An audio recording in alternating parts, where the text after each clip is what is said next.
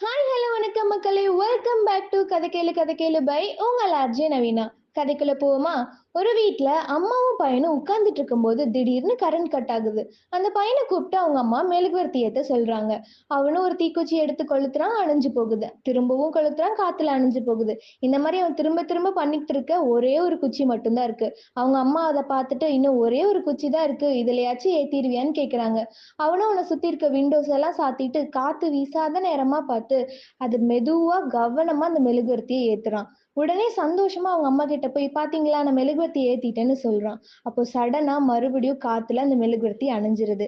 இதை பார்த்து அவங்க அம்மா சிரிச்சுக்கிட்டே, கண்ணா நம்மள நிறைய பேருக்கு கடைசி தீக்குச்சியை பத்த வைக்கிறப்ப இருக்க கவனம் முதல் தீக்குச்சியை ஏத்துறப்போ இருக்கிறது இல்ல. இந்த கவனம் உனக்கு முன்னாடியே இருந்திருந்தா இத்தனை தீக்குச்சியும் வீணா இருக்காது, இப்படி நம்ம இருட்டுல இருக்க நிலைமையும் வந்திருக்காது. வாழ்க்கையில முதல்ல கிடைக்கிற வாய்ப்ப கடைசி வாய்ப்பா நினைச்சு போராடு. கண்டிப்பா நீ முதல் வாய்ப்புலயே ஜெயிச்சிருவ. ஆனா அதே நீ இந்த வாய்ப்பு போனா என்ன, நம்ம கிட்ட அதான் இன்னும் நிறைய வாய்ப்பு இருக்கே அப்படின்னு யோசிச்சுனா, கடைசியா இப்ப இருக்க நிலைமை வரைதான் உன் வாழ்க்கையும் இருக்கும் அப்படின்னு சொல்றாங்க. மாரல் ஆஃப் த ஸ்டோரி என்னன்னா, எந்த ஆப்பர்ச்சுனிட்டி கிடைச்சாலும் கான்பிடென்ட்டா ஃபுல் ஃபோக்கஸோட பண்ணுங்க.